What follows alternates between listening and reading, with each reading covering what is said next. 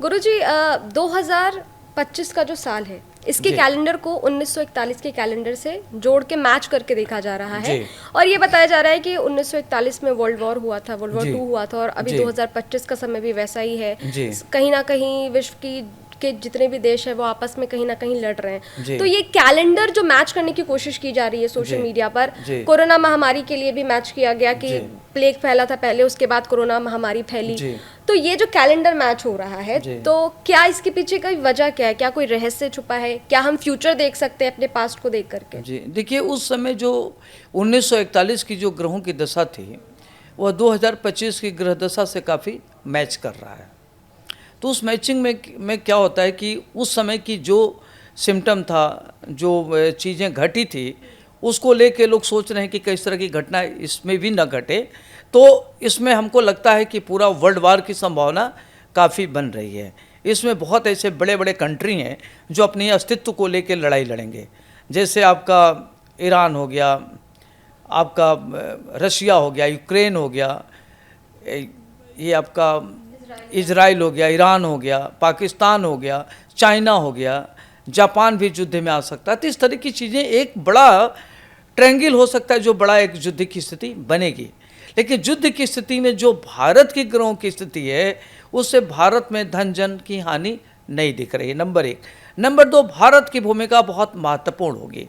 Bharat supersonic missile में अगर होता है तो भारत का वर्चस्व बढ़ेगा, भारत की भूमिका बहुत महत्वपूर्ण होगी।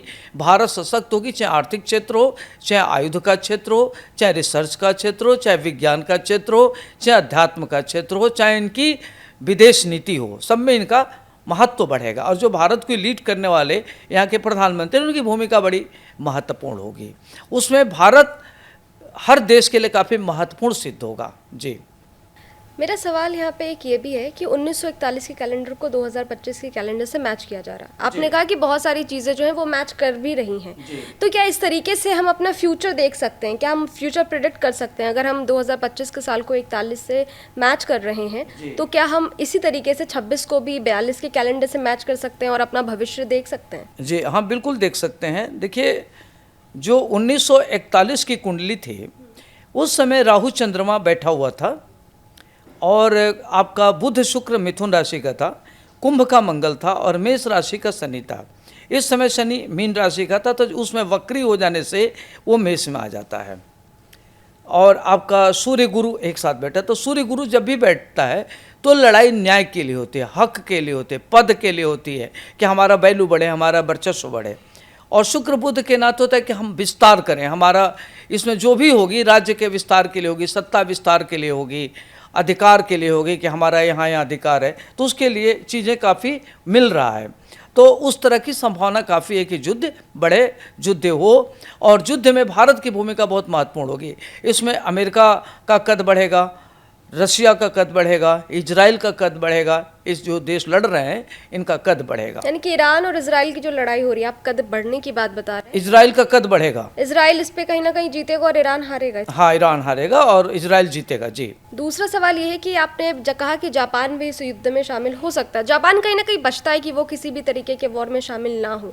तो जापान में 5 जुलाई की भी बात हो रही कि वहाँ पे कोई आपदा आ सकती है, और दूसरी बात कि आप कह रहे हैं कि युद्ध हो सकता है, वो भी शामिल हो सकता है। तो क्या इसके पीछे भी कुछ ग्रह है, इसका कोई फैक्टर है? देखिए, जो शनि इस समय आपका मीन में आ गया है, कुंभ राशि में राहु है, तो ये जो ग्रहों की स्थिति बन रही है तो ये इस प्रकार से क्या करता है कि प्राकृतिक दुर्घटनाएं कराता है। जैसे जल प्लवन हो गया, भूस्खलन हो गया, ट्रेन दुर्घटना हो गई, हवाई दुर्घटना हो गई, बम विस्फोट हो गया, तो इस तरीके की चीज़ें होती है।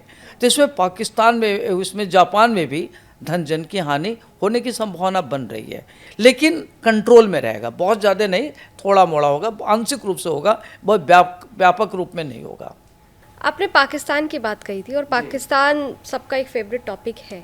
तो अभी जो 6 महीने बचे हैं साल खत्म होने में, तो इंडिया और पाकिस्तान के लिहाज से देखें तो ये साल कैसा रहेगा? और पीओके, अभी आपने बात कही कि 3 टुकड़े में पाकिस्तान बटेगा। बलूचिस्तान, उसमें वैसी लड़ाई हो रही है, बलूचिस्तान के बलूच के लोग लड़ रहे पाकिस्तान से, और पीओके को लेकर के भी लड़ाई चल रही है। तो क्या ये हम समझे इसको ऐसा कि जब साल ख़त्म होगा तो वापस से पीओके भारत में होगा? देखिए, अभी जब 3 सितंबर से लेकर के और इधर आपका 15 जुलाई से लेके 3 सितंबर का जो कालखंड है वह भारत और पाकिस्तान के लिए काफ़ी प्रतिकूल है। इसमें भारत और पाकिस्तान की एक बार पुनः युद्ध होने की संभावना बन रही है। इसमें पीओके भारत में आ जाएगा और भारत पाकिस्तान में बलूचिस्तान अलग होगा, सिंधुस्तान अलग होगा और पाकिस्तान में कुछ ऐसे देश हैं जो मुस्लिम धर्म को मानने से इनकार कर देंगे, लेकिन वो अपना अलग एक राज्य के मांग करेंगे और वो अपना चाहेंगे कि हमारी अलग वैल्यू होए, वो अपने अलग अस्तित्व की लड़ाई लड़ेंगे, वो अपने अलग अस्तित्व की लड़ाई लड़ेंगे। तो पाकिस्तान के 3 टुकड़े होने की संभावना बन रही है और उसमें भारत विजयी होगा। जी, और कुछ बताइए पाकिस्तान को लेकर के। देखिए, जो पाकिस्तान की कुंडली है उस हिसाब से अभी जो पाकिस्तान का समय चल रहा है ठीक नहीं चल रहा है।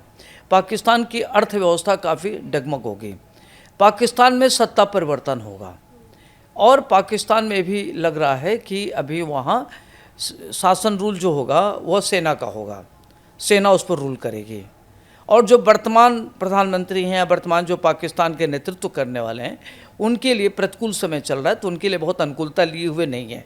धन की स्थिति को देखा जाए तो पाकिस्तान की जो स्थिति है बहुत ही ख़राब है और वहाँ के जो राजनेता हैं उनके अस्तित्व की लड़ाई के लिए लेकर के आपस में इनमें गृह युद्ध हो सकता है और बहुत ऐसी स्थितियाँ आएंगी जैसे पाकिस्तान का आर्थिक व्यवस्था खराब होगा, भारत की विश्व में महत्व बढ़ेगा, वहीं पाकिस्तान का विश्व में छिछालेदर होगा और इनके यहाँ जो चीज़ें जैसे शनि का साल है, शनि चेंज हुआ है, तो शनि क्या करता है कि अगर कोई व्यक्ति, शनि को कहते हैं कि न्याय का देवता है, अगर कोई व्यक्ति महत्वपूर्ण पद पर रहता है, गलत करता है तो शनि इनको दंडित करने का काम करता है। शनि ये नहीं देखता कि कौन है क्या है, ये नहीं देखता।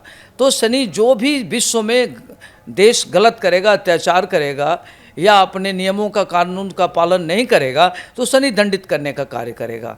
तो जो पाकिस्तान की स्थिति है डिटोरेट होगी, चाहे आर्थिक व्यवस्था उनकी, चाहे राजनीतिक व्यवस्था हो, चाहे वहाँ के लोगों की सरकार का जनता के प्रति जो विश्वास है बढ़ेगा, तो वहाँ की जनता आक्रोशित हो सकती है, उद्वेलित हो सकती है और पाकिस्तान में विद्रोह हो सकता है। इस तरह की भी संभावना बन रही है और वहाँ के राजा में परिवर्तन होगा और वहाँ का सत्ता हो सकता है कि सेना के हाथों में आ जाए, तो सत्ता परिवर्तन की भी संभावना बन रही है और पाकिस्तान का कम से कम 2 से 3 टुकड़े में विभाजन का भी दिख रहा है। तो पाकिस्तान की स्थिति पूरे विश्व में बहुत ही खराब होने की संभावना बन रही है। गुरुजी, एक सवाल मेरा ये है कि अगर आपकी कुंडली में मंगल का दोष हो, मंगल बैठ जाए, तो उसका क्या उपाय है, क्या करना चाहिए ऐसे में? देखिए, मंगल को कहते हैं कि मेष और वृश्चिक राशि का स्वामी होता है मंगल। मंगल को कहते हैं ग्रहों का सेनापति है। मंगल ऊर्जा का कारक है। मंगल को कहते हैं कि इसके अंदर अपरिमित ऊर्जा होती है और मंगल ग्रहों का सेनापति होने के नाते बहुत स्ट्रांग ग्रह होता है। इसके अंदर इमोशंस नहीं होता, ये रूलर ग्रह है और सेनापति युद्ध में माहिर होता है, युद्ध करता है। वह किसी चीज़ में बहुत ज़्यादा फ्लेक्सिबल नहीं होता, लिबरल नहीं होता। तो मंगल को देखा जाए तो मंगल के बारे में कहा जाता है कि अगर 1, 4, 7, 8, 12 में मंगल हो, चाहे लग्न कुंडली हो चाहे चंद्रमा कुंडली हो, तो कुंडली मांगलिक होती है। तो कुंडली मांगलिक होने का मतलब ये होता है कि व्यक्ति की कम से कम 2 विवाह होता है या जो विवाह होता है वो विवाह चलता नहीं है, टूट जाता है। तो इसलिए मंगल दोष में कोशिश करते हैं कि शादी न करें। अगर किसी वजह से लगता है कि शादी करनी है तो मंगल का उपाय करके करना चाहिए। लेकिन जो घटनाएं हैं, जो डेस्टिनी है, वो डेस्टिन्ड है, उसको आप हटा नहीं सकते। अगर आप उपचार भी करते हैं तो जैसे क्या होता है कि बारिश हो रही है, आपने छाता लगा लिया, तो छाता लगाने से आप भीगने से बच सकते हैं, लेकिन बारिश को आप नहीं हटा सकते। इसी प्रकार से मंगल दोष का जो प्रभाव है वो आप न्यून नहीं कर सकते, उसकी इंटेंसिटी को कम कर सकते हैं। तो कहते हैं कि चोर चोरी करना बंद कर देगा, हेरा फेरी करना बंद नहीं करेगा। तो जो मंगल का प्रभाव होता है वो दाम्पत्य जीवन को प्रभावित करता है, व्यक्ति में आपस में एकता नहीं होती है और इस तरह के लोगों के आपस में जो परस्पर संबंध होते हैं बहुत अच्छे नहीं होते। पर्सनल लाइफ में आपस में लोग एक दूसरे से चिढ़ते हैं, ईर्ष्या भाव रखते हैं और एक दूसरे के प्रति बहुत ज़्यादा सस्पेक्ट की दृष्टि से देखते हैं, तो इससे उनकी मैरिड लाइफ काफ़ी ख़राब होती है। दूसरी चीज़, मंगल के साथ अगर कोई शुभाग्रह बैठा है तो उसमें उसकी इंटेंसिटी कम हो जाती है, उसमें शादी विवाह चलते हैं। जैसे मान लीजिए कि शुक्र के साथ मंगल 7वें भाव में बैठ गया, या बृहस्पति की 7वें भाव पर दृष्टि है। 7वां भाव होता है पति पत्नी का भाव, तो पति पत्नी के भाव में अगर मंगल बैठा हुआ और उसको बृहस्पति देख रहा है, शुक्र देख रहा है, तो वह घर मजबूत हो जाता है, क्योंकि शुक्र और बृहस्पति पत्नी का कारक होता है, वैवाहिक जीवन का कारक होता है। अगर किसी लड़की की कुंडली में बृहस्पति बैठा है तो उसका दाम्पत्य जीवन अच्छा होता है। अगर किसी लड़के की कुंडली में शुक्र बैठा है तो उसका दाम्पत्य जीवन अच्छा होता है। तो कई बार मंगल के होने के नाते मंगल डाइल्यूट हो जाता है और उसका प्रभाव अच्छा होता है। तो मंगल का मेरा ये सलाह है कि अगर मंगल के साथ अगर मांगलिक है कुंडली, अगर चंद्रमा से लग्न से 1, 4, 7, 8, 12 में है, तो ऐसे लोगों को मंगल का उपाय जरूर करना चाहिए, तब शादी विवाह करना चाहिए। आजकल की शादियां देर हो जाती है। जैसे मांगलिक कुंडली हो गई तो लोग कहते हैं कि 28 तक इसका प्रभाव, 28 के बाद प्रभाव कम पड़ता है। ऐसा नहीं है, कभी भी करेंगे तो मंगल का प्रभाव पड़ेगा। जैसे चोर चोरी करना बंद कर दे, हेरा फेरी करना तो नहीं बंद करेगा, तो मंगल का इफेक्ट होता है, इसलिए मंगल का उपाय करके करना चाहिए। तीसरी बात का ध्यान रखना चाहिए कि जब भी शादी विवाह करे तो ये ध्यान रखना चाहिए कि सप्तम भाव में अगर किसी का शनि है, मंगल है, राहु है, या शनि मंगल बुध बैठा है, शनि मंगल बुध राहु अगर बैठा तो नपुंसकता योग बनता है, इम्पोर्टेंसी योग बनता है।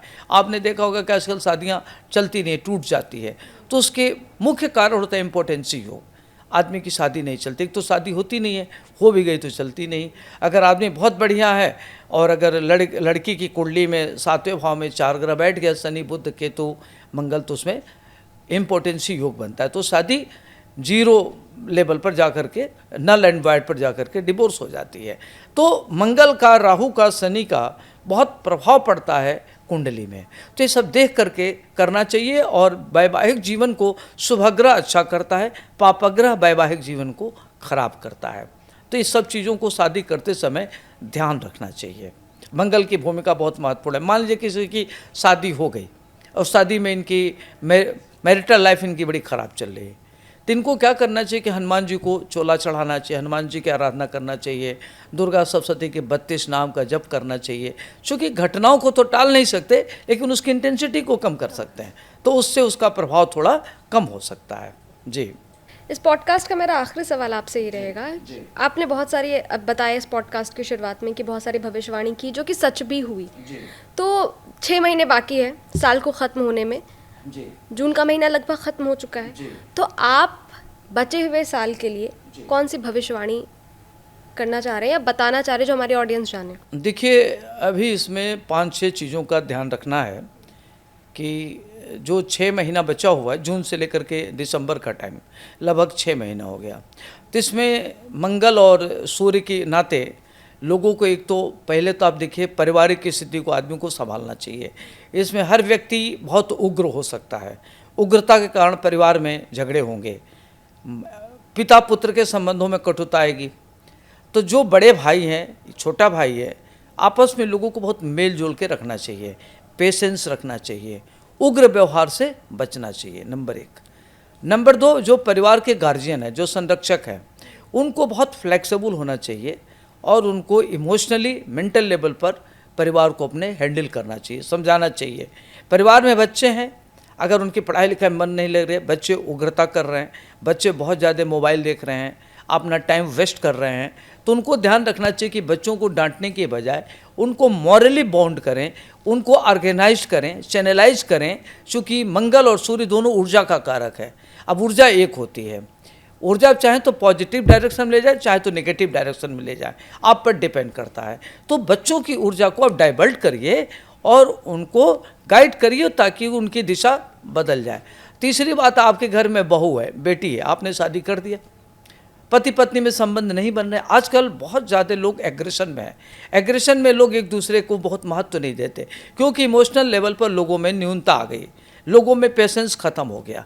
तो इससे जो दाम्पत्य जीवन है, जो पारिवारिक जीवन है, उसमें बहुत बिखराव आ रहा है, टूटन हो रहा है, डिवोर्स की स्थिति हो रही है। तो ऐसे में दोनों गार्जियन, चाहे लड़के, चाहे वर पक्ष हो, चाहे कन्या पक्ष हो, दोनों के माँ बाप को अपने पुत्र को या पुत्री को ठीक से समझाना चाहिए, उनको इमोशनली हैंडल कर, उनके अंदर वैल्यूज़ को डेवलप करना चाहिए, उनकी सोच में भड़काना नहीं चाहिए। उनको जैसे कोई बार कुछ कहा बिना देखे कहा नहीं ऐसे कर लो, ऐसे कर लो। दोनों पक्ष को जान करके जो गलत है उसको समझावे, जो सही उसको इनकरेज करे, ताकि उसकी पारिवारिक लाइफ बचे। हेल्थ को लेकर के ध्यान रखना है कि जैसे बीपी है, शुगर है, रक्त संबंधित बीमारी है, दांत संबंधित परेशानी है, कान की बीमारी है, बैक बोन की प्रॉब्लम है, ये हो सकता है, मैक्सिमम में बीमारी फैलेगी, तो इसका ध्यान रखना है। कुछ ऐसी बीमारी जैसे ये आपका कोरोना है, कोरोना भी बढ़ेगा लेकिन इंटेंसिटी बहुत कम होगी, उसमें धन जन की हानि कम होगी। अभी अपने देश में भूकंप कई बार आएगा, लेकिन भूकंप से धन जन की हानि कम होगी। हेल्थ को लेकर के कुछ ऐसी बीमारियां फैल सकती है जिसमें लोगों का काफ़ी पैसा रोग मेडिसिन में खर्च हो सकता है, झगड़े विवाद में लोगों का टाइम खत्म हो सकता है, एक्सीडेंट ज़्यादा हो सकता है। तो इस पर लोगों को ध्यान रखना है कि गाड़ी घोड़ा आराम से चलावे, खर्च पर कंट्रोल करे, अपने पारिवारिक जीवन को बचावे। यह समय अपने को, जैसे मान लीजिए आंधी आ रही है, आपको पता है कि आंधी आना है, तो आंधी आ रही है तो अगर आप यात्रा पर जाएंगे तो आपका एक्सीडेंट हो सकता है। तो ऐसे परिस्थिति में यह वर्ष आंधी का है, तो इसमें अपने को बहुत ज़्यादा सहज रूप से अपने को सुरक्षित रखना है, बहुत ज़्यादा अपने को उधर जाना नहीं, अपने को ध्यान से रखना है, बौद्धिक तरीके से अपने काम को करना है, परिवार को इमोशनल लेवल पर, बौद्धिक लेवल पर संभालना है। तो यह पूरा संभालने का समय, अगर आपने संभाल लिया तो परिवार अच्छा हो जाएगा, क्योंकि बनने में टाइम लगता है, बिगड़ने में 1 सेकंड लगता है। तो इसमें कुल मिला जुला करके एक अपने परिवार को संभालिए, बच्चों को संभालिए, देश को संभालिए, और अपनी आर्थिक स्थिति को भी बैलेंस रखें, क्योंकि कमाना इतना महत्वपूर्ण नहीं है, उसको कैसे आप सेव करते भी मत। मान लीजिए आपने 1 लाख रुपया कमाया, 5 लाख खर्च कर लिया, तो आप तो 4 लाख कर्ज में आ गए। तो ध्यान रखना है कि अगर 1 लाख रुपये आप कमाते हैं तो 40% खर्च करिए, 60% बचाइए, तो आपके लिए फ़ायदेमंद है। अगर आप खर्च करेंगे तो आपकी आर्थिक व्यवस्था गड़बड़ हो सकती है। तो ये सब मिला जुला करके देखा जाए नेट सेल में, तो अपने को जितना बौद्धिक तरीके से, इमोशनल लेवल पर, आध्यात्मिक लेवल पर और वैल्यूज़ लेवल पर काम करते हैं तो आपका अच्छा हो सकता है वर्ष। और इसमें ध्यान रखना है कि शनि की आराधना करें, हनुमान जी की आराधना करें, भगवान श्री गणेश जी की आरती करें, गाय को दुर्वा मतलब जो हरा चारा खिलावें, भगवान श्री गणेश जी को 21 गुच्छा बना लें, उनके मस्तक पर अर्पित करें। तो इस तरीके से छोटे छोटे उपाय करके आप अपने वर्ष को ठीक कर सकते हैं। तो आने वाला ये जो 6 माह है वो हमारे दृष्टि से बहुत अच्छा है, धन जन की हानि नहीं दिख रही है। इस बीच में अगर देश में कोई चुनाव होता है तो जो रूलिंग पार्टी है वो सत्ता में पुनः आएगी, भारत देश के प्रधानमंत्री का महत्व बढ़ेगा, आर्थिक स्थिति अच्छी होगी, रुपए का वैल्यू बढ़ेगा। अभी अचानक सोने की रेट और बढ़ सकता है, कम होने के भी 1 लाख से नहीं, कम होने की चांस नहीं, 1 लाख से ऊपर बढ़ सकता है। शेयर का भी रेट बढ़ेगा, प्रॉपर्टी भी बूम कर सकती है, क्रूड ऑयल का रेट घटेगा भी। तो ये सारी चीजें, क्रूड ऑयल का रेट घटेगा, हाँ क्रूड ऑयल का रेट घटेगा, तो ये सारी चीजें होने की संभावना। अच्छा, एक चीज और, ये स्त्री और पुरुष के लिए अगर मैं डिफरेंशिएट करूँ तो बाकी के 6 महीने लड़के लड़की के लिए, स्त्री पुरुष के लिए ये कैसा रहेगा? देखिए, इसमें जो महिलाएं हैं, यह पूरा वर्ष जो है, जैसे जो महिलाएं हैं उनके अंदर पुरुषोचित गुण बढ़ेगा। जैसे पुरुष सोचेगा कि हम अपनी लाइफ को बचावें, महिला इस बारे में, जो लड़कियां ये नहीं सोचेगी कि अपना घर बचावें, क्या करें, उनका स्वभाव उग्र होगा। तो उनकी उग्रता के नाते, उनकी गुस्सा के नाते, उनकी थॉट प्रोसेस के नाते समाज और परिवार सबको इसकी बड़ी कीमत चुकानी पड़ सकती है। तो इसमें चाहिए कि जो घर में गार्जियन है वो अपनी घर में अगर माँ है, बहन है, बेटी है या बहू है, तो उसके प्रति बहुत ही बढ़िया से, शालीनता से व्यवहार करें, उनको समझावें, उनको गाइड करें, उनको इग्नोर न करें, उनको इमोशनल लेवल पर उनको काफ़ी सहारा दें और ऑर्गेनाइज करके परिवार को संभालें। नहीं तो ये जो इस वाला सीन नहीं रहेगा महिलाओं का कि वो कॉम्प्रोमाइज़ करें। नहीं, कंप्रोमाइजिंग तो महिलाएं नहीं होंगी इस समय। इस वर्ष में महिलाएं हावी रहेंगी देश पर, लड़कों पर हावी रहेंगी। तो महिलाओं के लिए ये वर्ष काफ़ी मतलब प्रभावशाली है। बच्चे वे वो और प्रभावशाली रहेंगे। हाँ, वो ध्यान रखना है, क्योंकि वो जेंडर की आजकल वो समस्या नहीं है, उनको नहीं कि हम लड़की हैं लड़का नहीं, वो आपसे किसी मामले में कम नहीं है जी। और पुरुष का सर, पुरुष का रह गया। पुरुष देखिए, मंगल का है तो पुरुष की जो वर्ष है ना, पुरुष के लिए बहुत सेंसिटिव समय है। पुरुष को अपना ध्यान रखना है कि हम कहीं कॉन्स्पिरेसी के शिकार न बन जाएं, इमोशनल लेवल पर ध्यान रखें कि हम कहीं बहुत ज़्यादा इमोशनली इन्वॉल्व ना हो। उनको थोड़ा सा प्रैक्टिकल होने की ज़रूरत है, बहुत ज़्यादा किसी ब्लाइंड ट्रस्ट करने की ज़रूरत नहीं है, क्योंकि राहु भी इल्यूजन पैदा करता है, भ्रम पैदा करता है। तो अपने को जितना बैलेंस रखेंगे, जितना स्पिरिचुअल होंगे, बड़ों की बात माने, बड़ों की बात को इग्नोर न करें। अगर आप कोई निर्णय नहीं ले पाते हैं तो अपने जो गुरु हैं, भाई है, पिता है, उनकी राय ले लें, अपनी माँ की राय लें, और बगैर राय लिए कोई काम न करें। ये ध्यान रखना है जो मतलब मेल व्यक्ति है उसको। अभी बीते कई महीने में ऐसे केसेस आए हैं जहाँ पर देखने को मिला है। अभी और देखने को मिलेगा। अच्छा, अभी और इस तरह अभी देखने को और मिलेगा। इसमें महिलाओं द्वारा बहुत हिंसक रूप दिखेगा जो आज तक कभी नहीं दिखा। वो मंगल और सूर्य के नाते ऐसा हो रहा है, आज तक इस तरह का कभी उग्र रूप नहीं दिखा था। जो भी आने वाले और भी केसेज आपको दिखेंगे, रिफ्लेक्ट होंगे। पुरुषों के लिए भी बहुत अच्छा नहीं दिख रहा है। सावधान रहने की जरूरत है। सावधान रहने की जरूरत है जी। इस पॉडकास्ट में आप हमारे साथ जुड़े, बहुत अच्छा लगा जी। बहुत सारी बातें की हमने जी। और उम्मीद करती हूँ अगले पॉडकास्ट में आप फिर से हमारे साथ जुड़ेंगे और फिर से हम कुछ अलग टॉपिक पर कुछ अलग बातें करेंगे जो कहीं ना कहीं हमारे लाइफ को वो कहीं ना कहीं इफेक्ट करेंगे जी। आपको ये पॉडकास्ट कैसा लगा हमें कमेंट करके ज़रूर बताइएगा और इस तरीके की और भी चीज़ों को देखने के लिए हमारे चैनल स्तुति को सब्सक्राइब कर लीजिए। शुक्रिया, धन्यवाद।